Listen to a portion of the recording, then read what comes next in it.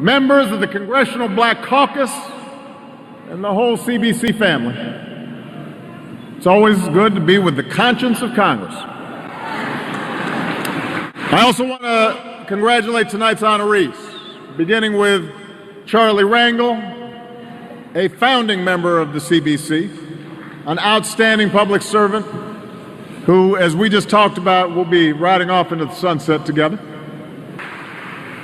There's an extra spring in my step tonight. I don't know about you guys, but I am so relieved that the whole birther thing is over.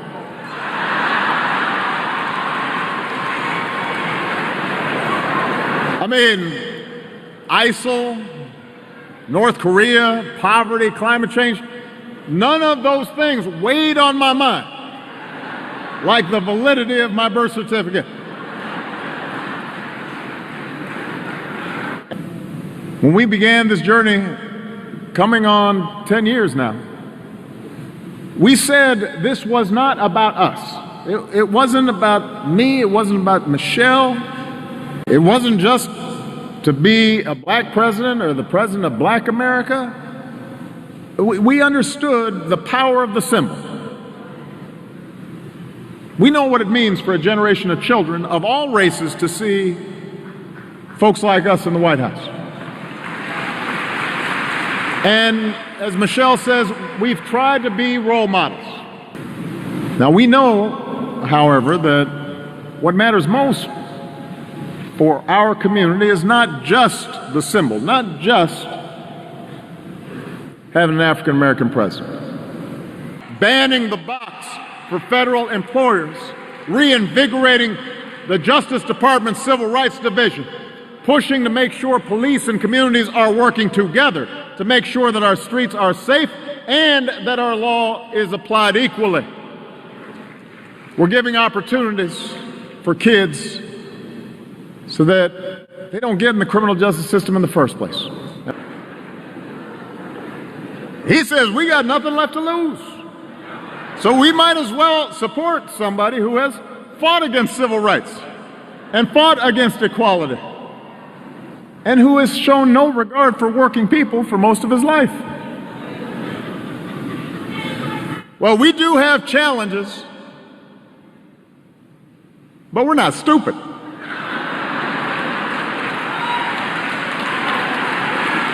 We know the progress we've made, despite the forces of opposition, despite the forces of discrimination, despite the politics of backlash. And we intend to keep fighting against those forces. There are those who somehow think it's wrong to make sure that folks have access to affordable housing, or are unwilling to do what it takes to make sure our veterans get the benefits that they've earned, or aren't helping to sign folks up for health insurance. We will not stop our march for justice. We will not stop pushing for the security and prosperity of all people. That doesn't stop with my presidency. We're just getting started. When across this country in 2016, there are those who are still trying to deny people the right to vote, we've got to push back twice as hard. Right now, in multiple states, Republicans are actively and openly trying to prevent people from voting, adding new barriers to registration, cutting early voting, closing polling places in predominantly minority communities, refusing to send out absentee ballots, kicking people off the rolls, often incorrectly. This should be a national scandal. We were supposed to have already won that fight. We're the only advanced democracy in the world that is actively discouraging people from voting. Then they try to justify it by telling folks that voter fraud is rampant.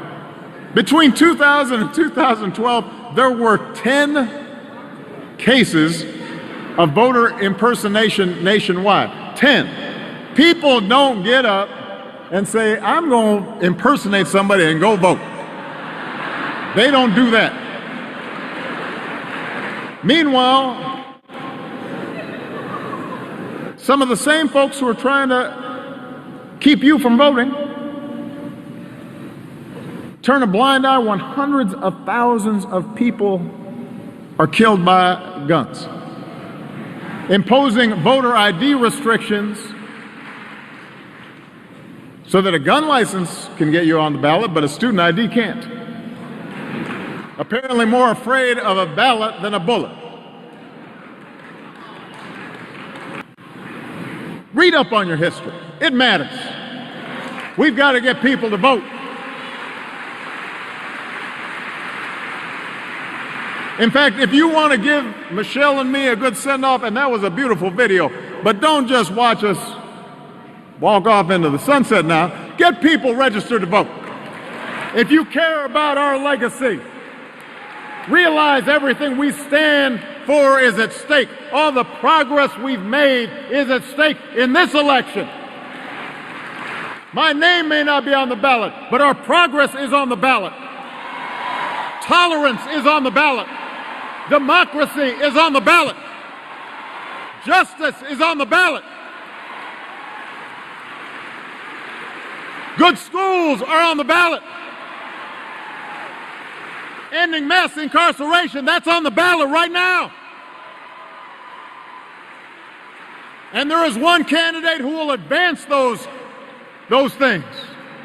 And there is another candidate whose defining principle, the central theme of his candidacy, is opposition to all that we've done.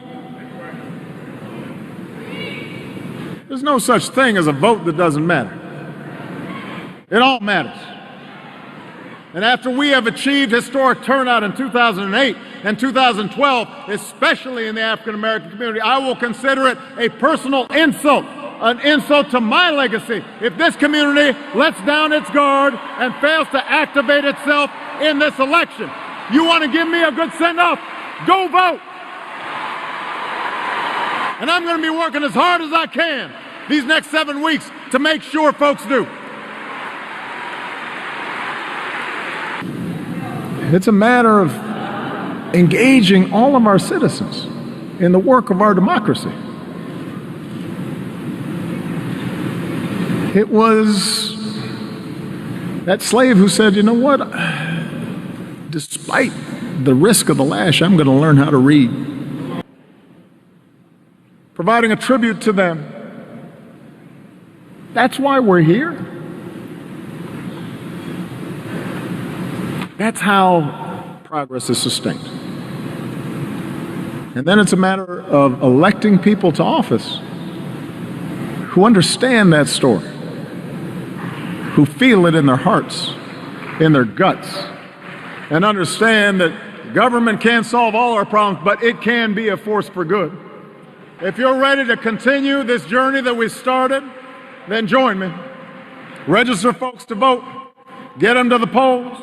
Keep marching, keep fighting, keep organizing. If we rise to this moment, if we understand this isn't the end point, this is the beginning, we're just getting going, we're just getting moving, then I have never been more optimistic that our best days are still ahead. Thank you for this incredible journey, CBC. God bless you.